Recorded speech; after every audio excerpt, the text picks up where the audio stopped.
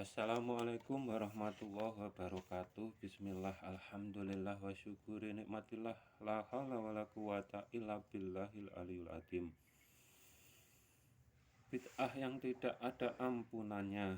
Bid'ah itu perkara atau perbuatan yang tidak dilakukan Nabi atau tidak dicontohkan nabinya. Pertanyaannya, apakah ada manusia yang secara perbuatannya yang sama dengan para nabinya? Manusia pasti secara perilaku dan perbuatan pasti banyak perbedaannya. Begitu juga menghukumi bid'ah, ada yang menghukumi semua bid'ah sesat bila dilakukannya. Akan tetapi yang demikian, apakah mereka dapat menghindari hukum bid'ah tersebut?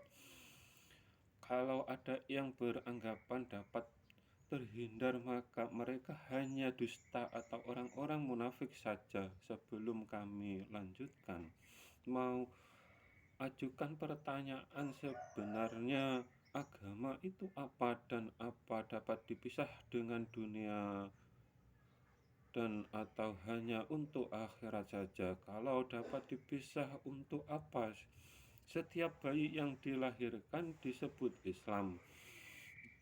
Atau di awal kehidupan atau setelah roh tertiupkan, ada janji dengan Tuhannya atau yang meniupkan? Apakah yang meniupkan dengan yang ditiupkan itu sama? Biasanya orang-orang yang menyamakan ruh dengan Tuhan, mereka orang-orang yang konslet, karena imannya dipahami dengan akal pikirannya yang dapat dipikirkan pasti hanya sebatas makhluk saja. Mereka tidak paham dengan dirinya sendiri. Dikiranya diri hanya jasmani saja. Orang-orang yang ingkar dengan dirinya mokal dapat memahami iman atau yang seharusnya diimaninya, dan apabila orang lain yang benar imannya, mereka salahkan, bahkan dikafirkan. Intinya, semua yang ada di dunia dan akhirat atau semua alam semesta pasti tidak terlepas dari kekuasaannya Tuhan atau tidak dapat dipisahkan dari agama. Agama yang berhubungan dengan Tuhan atau Sang Pencipta disebut Islam, dan tidak ada agama lain selain Islam, dan ini yang menyatakan kitab suci Al-Quran. Di kitab yang lain tidak ada yang menyatakan seperti itu.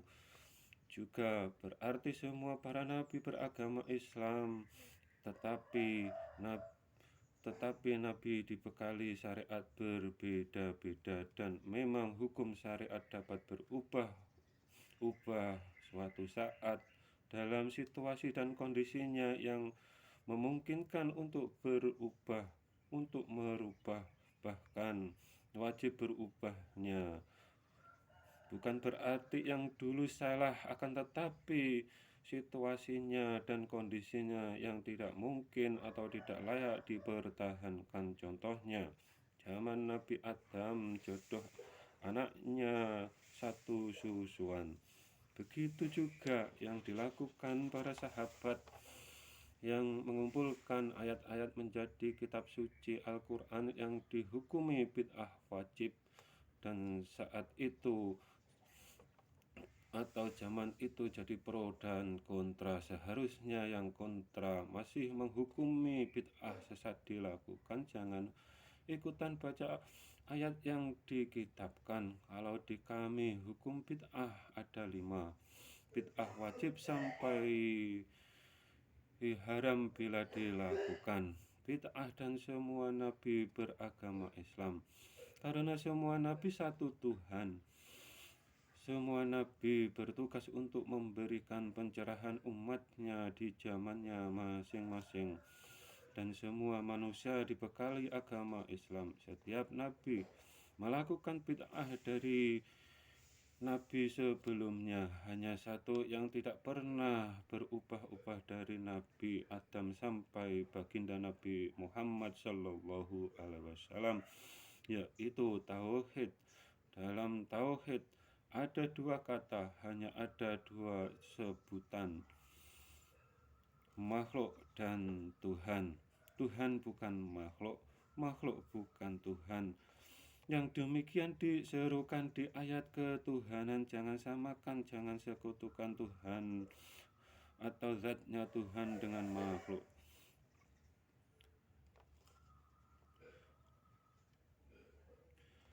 Dan wajib berbeda yang merasa Tuhannya mempunyai anggota badan dan bertempat.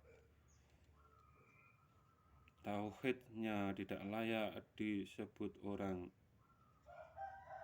Islam atau umatnya nabi-nya masing-masing di yang memang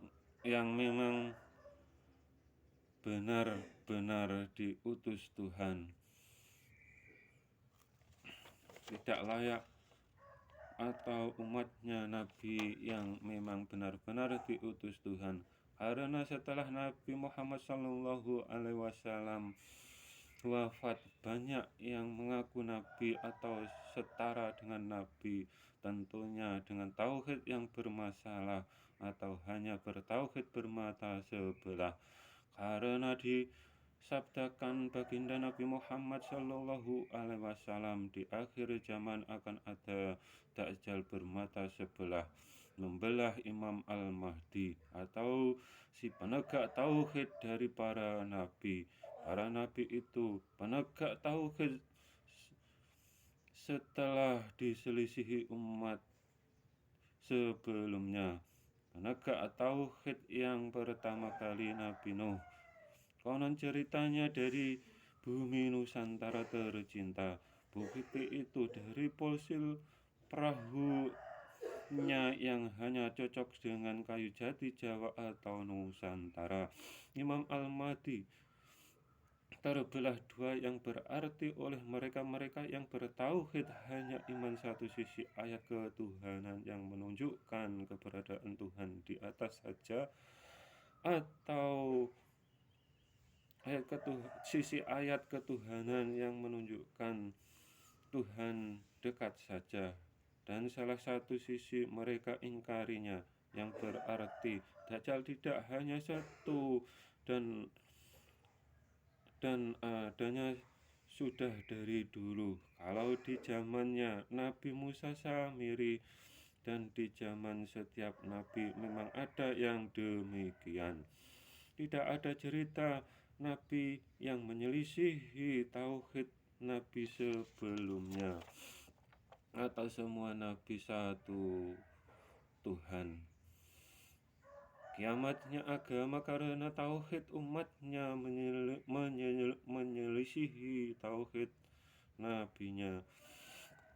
Bid'ah yang tidak mungkin ada ampunannya, menyelisih tauhid atau hanya menuhankan makhluk atau beranggapan Tuhan beranggota badan dan bertempat.